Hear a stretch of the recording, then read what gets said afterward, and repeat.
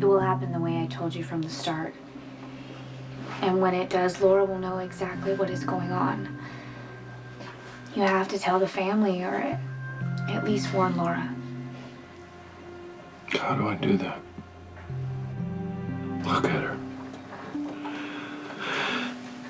Planning to spend the rest of her life with me.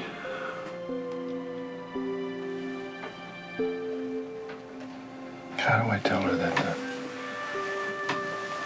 whole thing is temporary?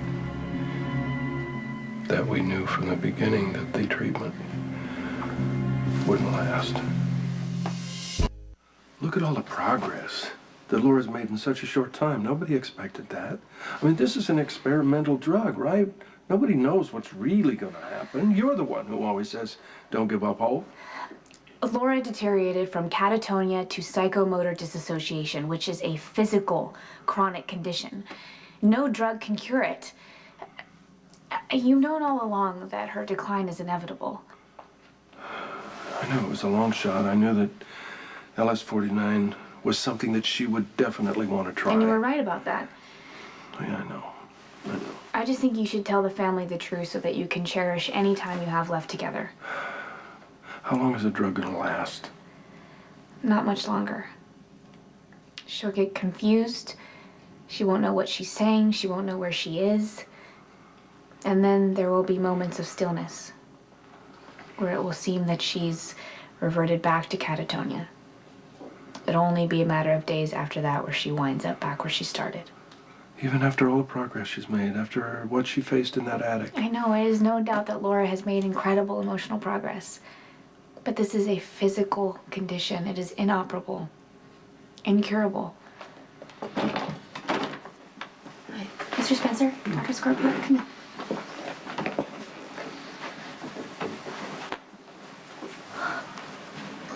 Don't look so sad.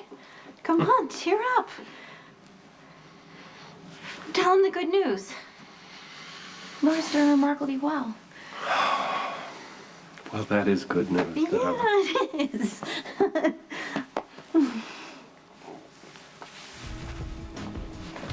Slumming again, aren't you?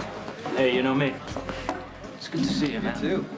Both been a little too busy being brilliant and successful, huh? Yeah. Hey, what does this place remind you of? Dirty Marys. Of course, Dirty Marys. Well, except the girls were better looking. Yeah, especially after last call. Absolutely. How did we ever crawl through college? No idea, thanks. Thanks. Put it on my tab, right? Cheers.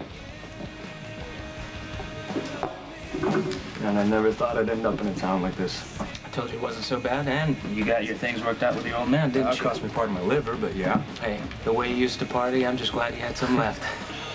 If you hadn't encouraged me to come here, my father would probably be dead. I'm actually kind of starting to like it here. Well, except for that irritating woman you were telling me about, right? What's her name? Dr. Scorpio? I fell in love with the irritating woman. It's actually why I wanted you to come here. Just gonna join us. You really think that's a good idea? Please. So why don't you want to meet Robin? You can't seriously think you're in love with her. Things happen. I mean, what can I say? We didn't expect anything at first, but the more time we spent... Wait, we? Did you say we? So now you're thinking of yourself as half of a couple? Ah, this is bad. This is bad. The exact opposite, my friend. I had no idea it could be this good. Okay. We leave now, we can still catch the red eye to Vegas. Bad time for a road trip. No.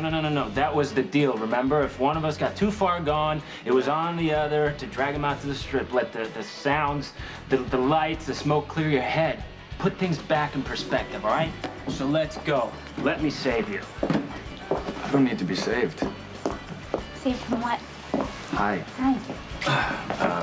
Robin, this is my friend, Professor Pete Marquez. He thinks you're out to ruin my life.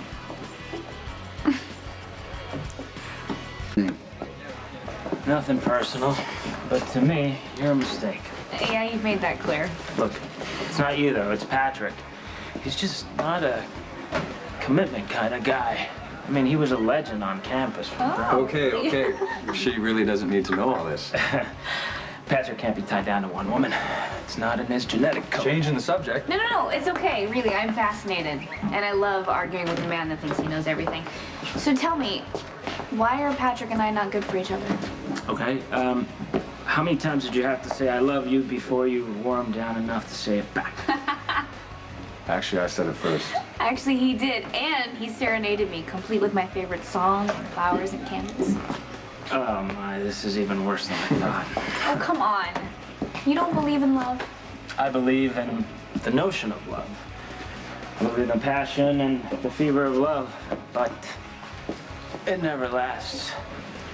The rapture can't sustain itself. Why should it?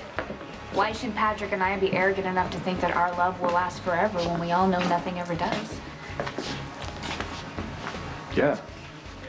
Why not just enjoy life and love while we can? Can we talk about something fun? Maybe a root canal, maybe a hangover or Teach something? this brand of cynicism at PCU? I let the masters speak for themselves. Henry Shaw He compared means George Bernard. love to the measles. William Congreve said, love's but a frailty of the mind. When not with ambition, but we are all ambitious, aren't we? Besides, Philip Brooks said, life before literature. Phil Brooks. Yeah, Lincoln's Eulogy, 1800s Boston minister. So do you teach your students to live by the written word, or do you teach them to experience life and then write about it? I encourage them to do both. Right, but love is a part of life, isn't it? We can agree to disagree. How's that? Taste the essence of fantasy, not the poison of reality. So in other words, lie to yourself and everyone else? That's brilliant. Who said that? I did. Why am I not surprised? What about all you need is love? Why don't we just admit that we all like the rush? I mean, that's what love really is. Why expect it to be more? Can't all be doctors who get the rush every day of saving lives. Some of us have to teach freshmen comp. There's no way your life is as boring as you want us to believe. On that note, it's been interesting. You, if you change your mind about Vegas. See ya.